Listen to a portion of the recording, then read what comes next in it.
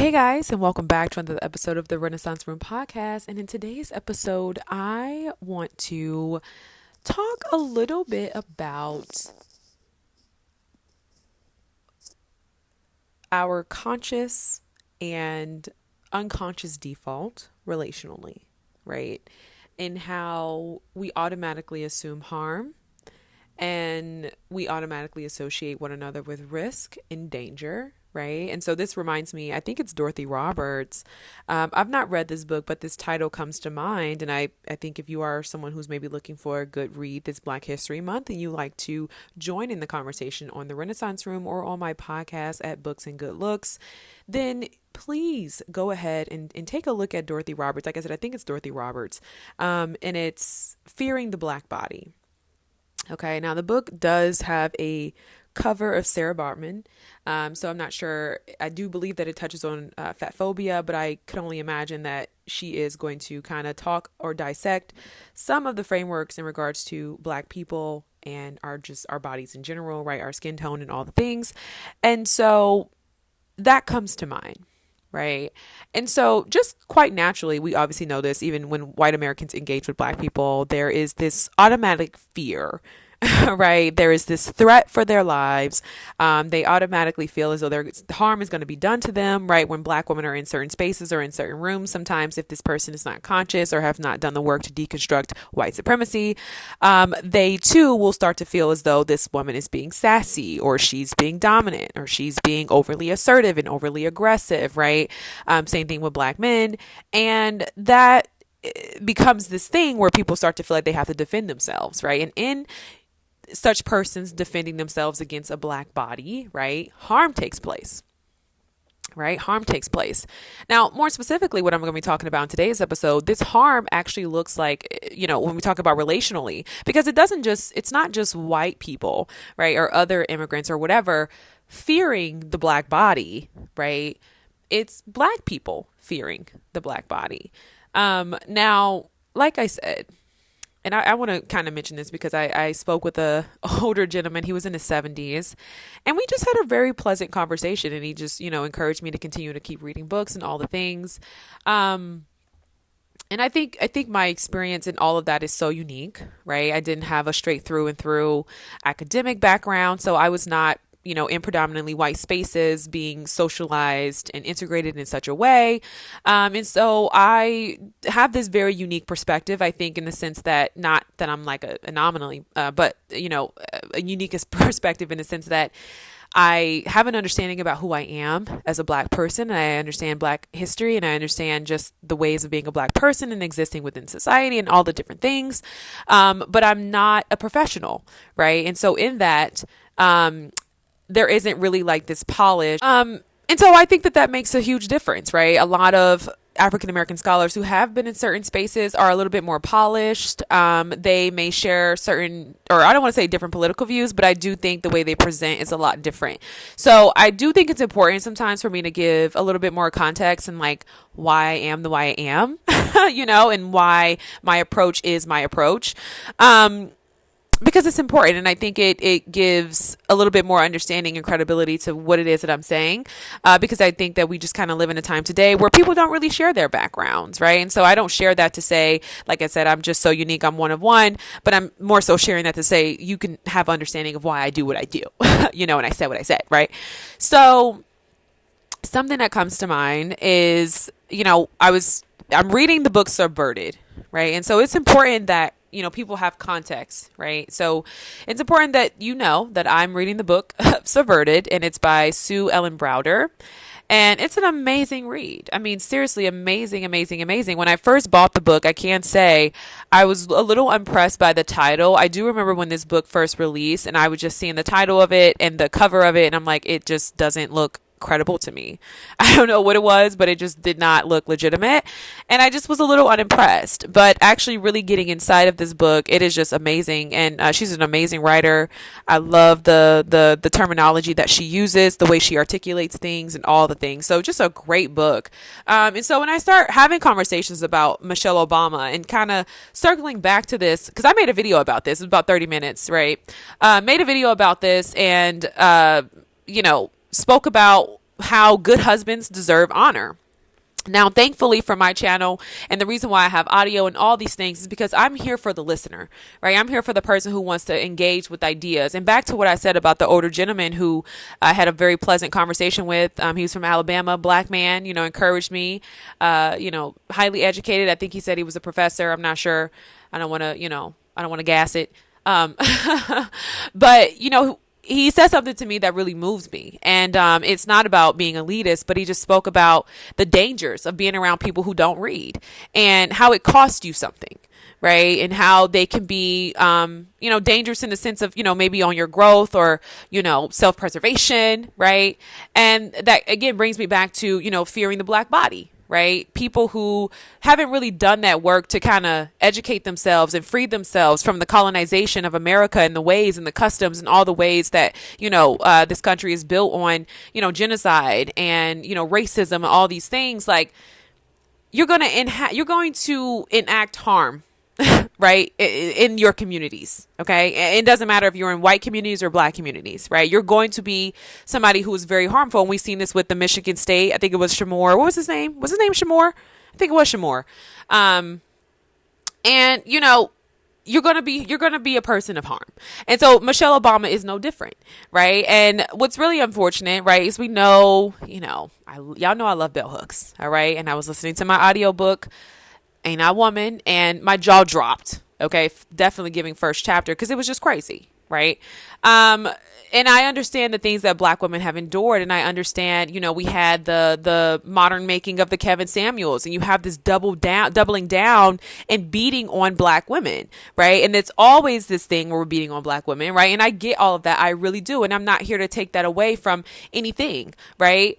But what I will say is that something that I think can be so incredibly exhausting and being in certain spaces, being on the line, being online, being in the media. And this is why I don't really like TikTok or Instagram, because there's not a lot of time to really engage with ideas, right? There's sort of like a skill to it to be able to articulate yourself in such a way. And you have to be very mindful of what you say and how you say it. And, ChatGPT used to be this really cool tool, right? To kind of reflect back to you what it is that you were saying, and maybe it could articulate it in a better way. And it was just a really cool tool to kind of process and use. But ChatGPT has become a white man. All right. I have been using it for a while, and I am ashamed to say, especially as we are kind of entering into this space now where these data centers are, it's becoming environmental racism, right? We're looking at them getting rid of the use of, it was the EPAs, right? The Environmental Agency Protection or whatever. Like, it's getting crazy out here. So I'm like, hey, I really don't want to use ChatGPT anymore, but I'm noticing how in all of its input and all the things, ChatGPT is no longer this thing that kind of like mirrors you, right? It's actually this thing that will engage with you in a different way, and it won't just mirror you, and it'll actually generate a response. And so it's a little bit more complex than it just was. And just like everything within technological advancements, right? These things progress and ChatGPT is progressing. And in engaging with ChatGPT, you can see the input. And I do believe that what it generates, right, oftentimes, the context, the viewpoints, the argumentative standpoints, the feedback, all the things is that of a white man, right? And we obviously know that those who are inputting the data, who are, training this system, who are building these models are white men. And so you have to be very careful now with ChatGPT. Like I said, it used to be this place where you can kind of come and it would kind of just like process and mirror. But today, if you really do rely on ChatGPT to process or, generate any idea for you, or sit in a space of any type of conceptualization, or just, anything other than just like, hey, anything other than a simple, Google search, right? Then you have to be very mindful of that, because like I said, ChatGPT is becoming a white man. So if you want full context, go back to the video where I think the video was titled Good Men, or Honoring a Good Husband, or something like that, right? And so I really want to expound upon the conversation around Michelle Obama. right? Because again, I'm reading the book Subverted. If you have not read Subverted, you're not going to be able to relate to this in such a way. And so I want you to just listen, because it'll be more so me sharing my thoughts about the book and how it relates to culture and these dynamics, and how feminism has greatly impacted the Black community in a very specific way, right? So first and foremost, was very interesting to me. And I always do this whenever I'm looking at a book or I'm reading watching a show, right? There was this book, this movie called, what was that show? It was with a white woman. It was back in the 50s, 60s, and it was like The Chemist or something like that. She was a white woman. She had a cooking show. You guys remember that?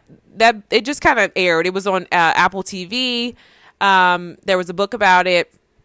I can't think of the name. I used to watch the show, but in all of that, right? Her husband died, so she was kind of forced to start to provide for her daughter. Feminism was on the rise, all these things, right?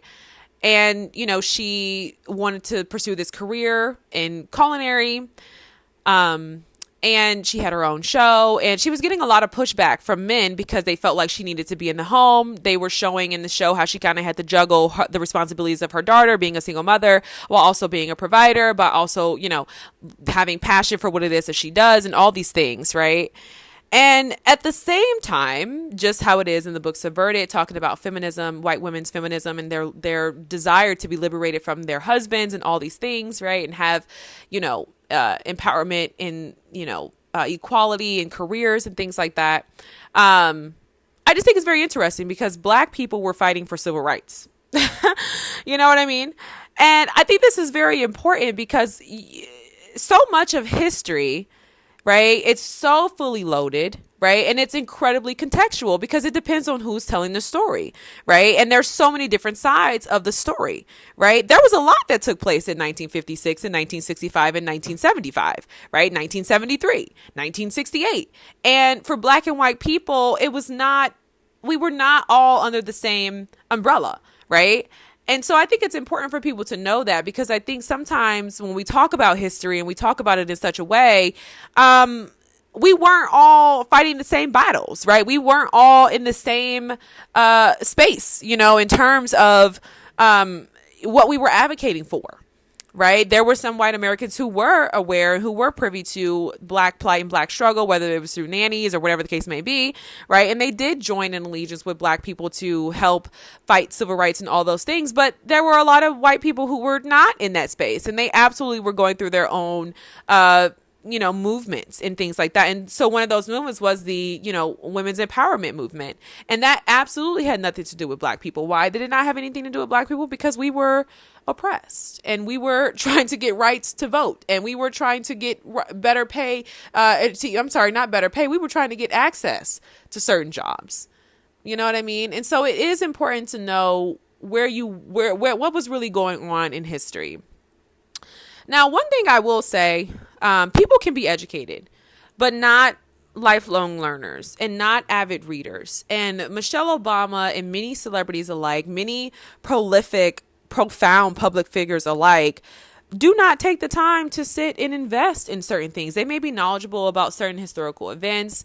Obviously, they have access, but it doesn't mean that they actually sit and read and utilize that access, right? I remember watching the interview with Nicole Hannah-Jones and Oprah said she was not even aware of some of the things that Nicole Hannah-Jones was talking about in the book 1619, right? In the 1619 Project.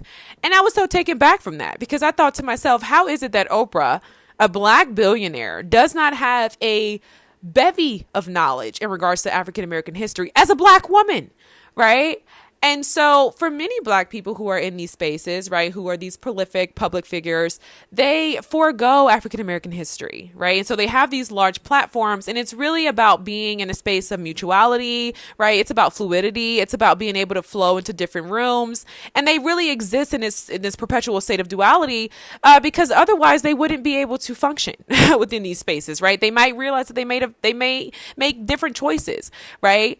And it's not to say that Black people can't be billionaires or amass wealth. No, I'm just more so saying I do think it's quite interesting with people who have a certain level of influence or fame and their disassociation with the Black plight, okay, and how they can easily become susceptible to certain movements and certain ideas and certain cultural propaganda that ultimately impacts all of us because of the influence they have on the people around them. And that is alarming, right? And so I think Michelle Obama, if you ask me, is no different. Right? Is there a reason why Michelle Obama doesn't have certain awareness about the feminist movement? Right? Is there, and I'm not saying she has to read the book Subverted, but I mean, I'm just like, come on, you know? And I think for me, as I've done the healing work, I've been the therapy, right? I've had my fair shares of ups and downs in love. I've come out on the other side, you know, heal, hold, happy. I have myself intact and all these things.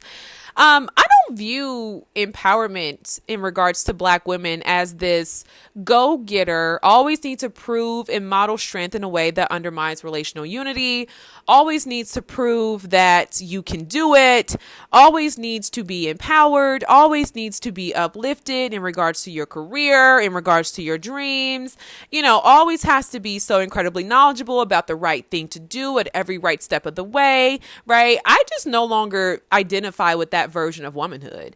And that's really what my conversation today is about in regards to Michelle and dishonor, right? It's not just about a husband. It's just more so like we have gotten to this place where this narrative has run amok, right? And it's gotten to a place where we are so far gone that anytime someone mentions mutuality, anytime someone mentions respect, right, in relationships with men, we are doing this thing where it's like, well, you don't know if he's an abuser. I had someone tell me, we don't know if Barack Obama has been going upside Michelle Obama's head. And I thought to myself, it gets to a point, Black people.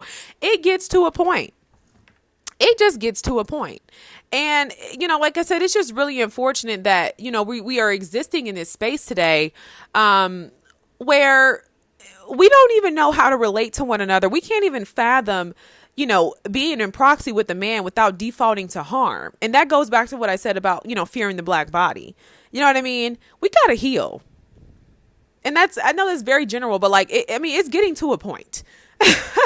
You know what I mean? Like, it's one thing to be trauma informed. It's another thing to be trauma centered. And I think as African American people, and more specifically Black women, we are so trauma centered. And I don't want to just say Black women, because it's not, it's all women, right? The lines have been crossed. White women have been up in our business and vice versa. Okay. And you have all these women who are just so traumatized. And it's like, we have to get healing. Like, we have to get healing. Because we're never going to be able to have healthy relationships. And here's the thing too, I don't really get why. That's what I said. I don't relate to this level of womanhood, right? I don't get why for so many women going against biological desire, going against the grain to prove that you can do all things and that you don't need anybody and that you're fully, like, I don't quite understand why this needs to be the center of our identity. I just don't get it. Because here's the thing, that's not who you are as a person. You know, I just think that, you know, womanhood for Black women, we need a remodel. So many Black women are so suppressed, and I don't want to use the word femininity. I'm going to say in our natural states. How about that? In our God-given birthright. So many Black women are suppressed. So many. And I think there are more white women who are obviously liberated for many, many other reasons, right? Many cultural and familial reasons, right? Social reasons. But for Black women, I just think it gets to a point. And here we are again with the same stuff. Like, it's 2026. There's no way we should still be running this whole, you don't need a man, most men are abusers. Like, you shouldn't still have this attitude. You shouldn't still be running this muck of like, oh, you need to just go to college and like pushing all of that in 2026. And I think for Michelle Obama, it's like, why are you pushing that when you know that wasn't your life? You're not going to tell me Barack Obama has been going upside her head. I don't believe that. And that offends me because it's dishonorable. You know what I mean? Like, it's dishonorable. Like, you don't believe that you can have an upstanding person? You don't believe that, like, you know what I mean? You don't believe that Barack Obama can be honorable? Like, what are we really talking about here? Right? Why do we have this level of normalization and dishonor with Black people? And that angers me because I think Barack Obama is somebody who has character and it's very evident. You know what I mean? People who don't have character, it slips through the cracks. And it's not about going hard for influencers or going hard for celebrities. No. When do we even get to this point where we're so like dumbing down and watering down, you know, the impact of our historical figures? Do you not realize Michelle Obama and Barack Obama are historical figures? I know sometimes when people are alive, like, you know, you maybe not see it that way. Right. And I know for me, you're like, you're going so hard. Do you feel like it's because, you know, they represent something to you? No, I just think that it's history and we don't respect it. You know what I mean? Like, we don't respect it. We shouldn't be talking about Obama in that way, period. And Michelle Obama shouldn't be out here pushing that same cultural bullcrap like she's a celebrity, like she's a freaking lapdog for this culture. That's not okay. And I don't want to talk conspiracy. That's ignorance. We don't got to talk conspiracy. I'm sorry. We could talk facts. We could talk about the impact that they have had on this nation. We could talk about the impact that they've had within the White House. You know what I mean? Like, it just gets to a point. And I'm just using them as an example. You know what I mean? Like, but y'all don't do this and y'all don't have these attitudes with celebrities. You see what I'm saying? You don't have that attitude with Savannah James and LeBron James. You don't have that attitude. And I'm not saying he's an abuser. I don't really care about them, to be quite honest. This is none of my business. It's completely different. This is a completely different lane. You know what I mean? Have they been influential? Sure. And even still with Savannah James coming online, you know, the thing of like, oh, you know, getting married at 16 or whatever the crap their relationship was. I don't want to hear about it. Because it's just not wise. You know, it's just not wise. I think for so many people and so many Black women who are married and have good husbands, it's unfortunate because you don't really see it. And it's the same with like men who take their wives for granted. Like, you know what I mean? Like, I think people who have good partners are just so oblivion to what reality is like. You know what I mean? Like, who just can't appreciate it. Like, you can't appreciate it because that's all you know. You know what I mean? So you take it for granted and you come out here and you talk like you really want to be outside in these streets, like, and you will absolutely, like, it's not going to be that for you. You think it's going to be that, but it's not. What is attention at the end of the day? What is that? You know, what is that? What is attention at the end of the day? What? You see what I'm saying? I think our desires to be admired and to be famous, I think it just impacts all of us, period. Like, I don't know what it is about African American people. I think we have a really big ego. And I think, you know, when I talk about the work of Thomas Sachs, and he talks about how people who grow up with the inferiority complex are always going to look for ways to feel superior. I believe that for a lot of Black people. Like, we don't know how to just exist and just be.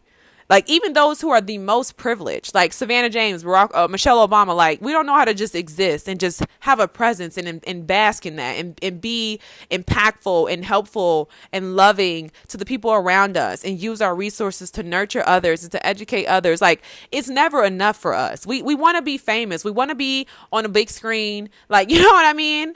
And, you know, I was watching Precious the other day and I said this, I think I made a short talking about this. Like, so many of us grow up so abused, feeling ugly, feeling unheard, all these things, right? Michelle Obama, like, you know, just so many Black women who just don't feel beautiful. And it's like, you know, you want to be famous, right? Obviously, we know Precious, the movie, you know, reference a lot of abuse and things like that. So it's understandable that, you know, why a lot of Black kids will, you know, dream of being famous one day, you know? As a form of escapism in terms of their imagination, right, to get through their situations. But I can see how that plays out in real time. You know what I mean? Like, why do you need a platform? Why? You know what I mean? Like, sometimes talking too much can bring about dishonor because we're human and we say things that we ain't supposed to be saying and we talk too much sometimes. You know what I mean? Like, and some things don't come out right. And then you realize that you can't speak to everything when you try to speak to everything and everybody because you're human. Your life is unique. You know, you've made something of yourself. You know what I mean? And it's like, I don't know. I just think we struggle with that. I don't know if it's because, you know, Dr. Kunjufu's work of us feeling like we need to be popular or smart, right? A lot of the smart kids, a lot of the smart girlies feeling like they got to be popular, got to be on the scene. I don't know what that is. And it's not about relationships. This is just a cultural thing that I noticed within Black people. You know, Like, I don't know. I just think we have issues there. We got issues, y'all. We got issues, and we got to work on it. We got to do better. We got to do better. And like I said, I don't know why a person of honor would feel the need to try to prove and be. And like I said, I just think I'm at a point in my life personally where I think what's coming up for me is I'm just so tired of Black womanhood being modeled as perpetual strength. That's unnecessary. I'm exhausted. It's not even about leaning on a man, right? And if we don't feel safe within the world, that's another conversation, right? But to constantly be doing this thing and these emasculation rituals, I'm joking. But seriously, to be constantly doing this thing where we have to constantly prove strength and be more successful and make all the right choices, like, come on. That's not what it is to be a woman. Being a woman is being compassionate. Being a woman is being like, hey, listen, I made these mistakes, but at the end of the day, I'm still going to love me. I'm still going to be compassionate. I'm still going to handle my, you know what I mean? Like, I think that's womanhood. I think womanhood is about nurturing. You know what I mean? I think it's about being nurturing. I think it's about being compassionate. I don't think it's about constantly making the right decision and being so uberly intellectual that you don't make any mistakes and you don't never trip and you don't never fall and you do everything the right way and I just get tired of that. You know what I mean? That's not womanhood for everybody. Everybody don't want that. Everybody don't want to be strong all the time.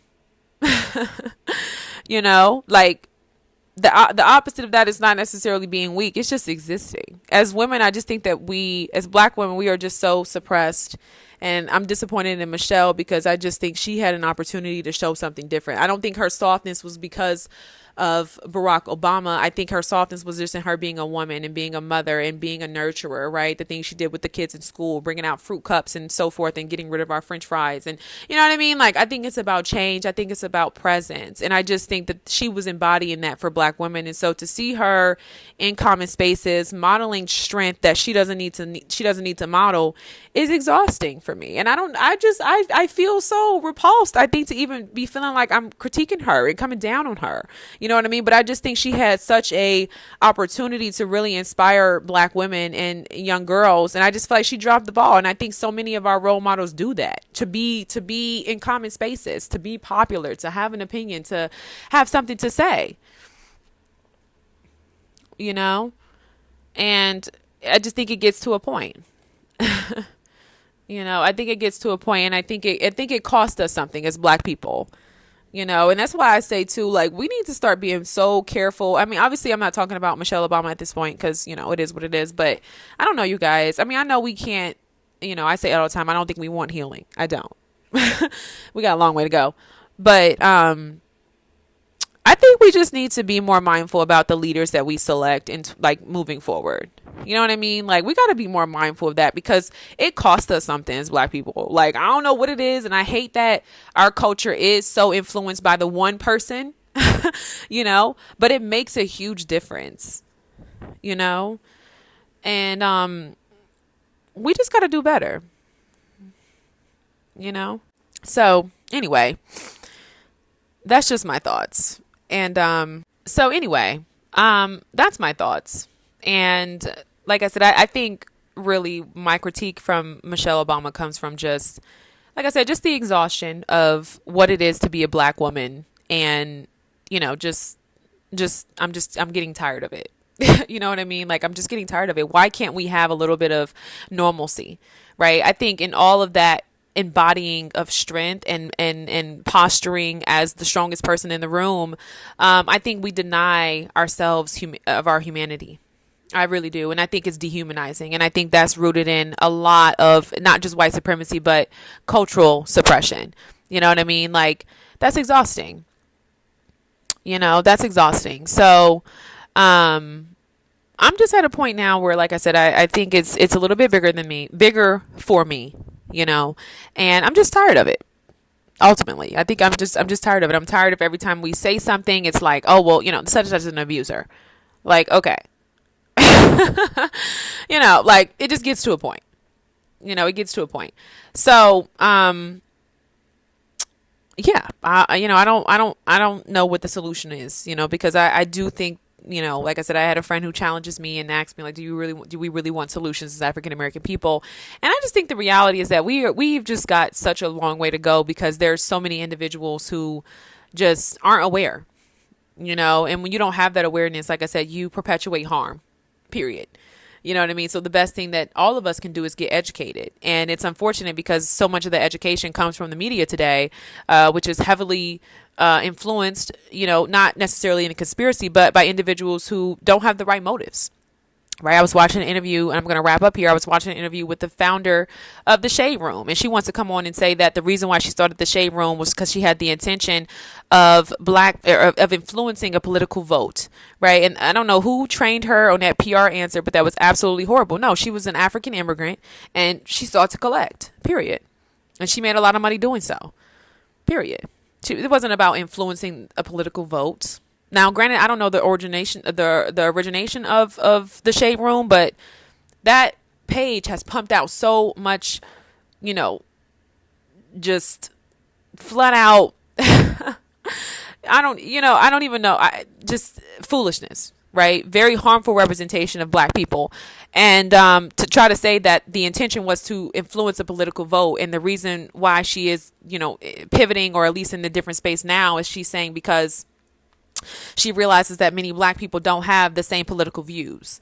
Like, just incredibly dishonest. Like, no, you sought to capitalize. And that's the thing with so many Black people. Like, people, and she's not even Black, right? She's an African immigrant, right? But for so many people, right, like, people who seek to be rich, especially Black people with these motives, it comes at a cost. And a lot of times that cost is other Black people, So what's done is did, right? I'm joking, but seriously, what's done is did. Okay. And we can't go back. And like I said, I'm going to go ahead and wrap up here, but yeah, I think that's really, my gripe, or not even a gripe, you guys. I think I'm just disappointed. It's not about Michelle not having a voice. It's not about her, not being able to influence culture. It's just, it's about, okay, I think I've overspoken at this point. It's about Black women having to always model strength and not being able to just be women and embody that and have a presence, right? And show up, and that be enough, right? And that being womanhood, right? It's this ongoing thing of prove, work, show, even at the expense of an honorable man such as Barack Obama. And I said what I said. And I don't want to hear, oh, he probably be, no, because guess what? If we're so strong, I highly doubt Michelle would be staying with Obama if he was doing all that. I just don't think that would be not this outspoken woman. I just don't think she would be sitting here hiding bruises. All right. But again, dishonor. Because why are you talking about Obama like that? Okay, peace. Bye.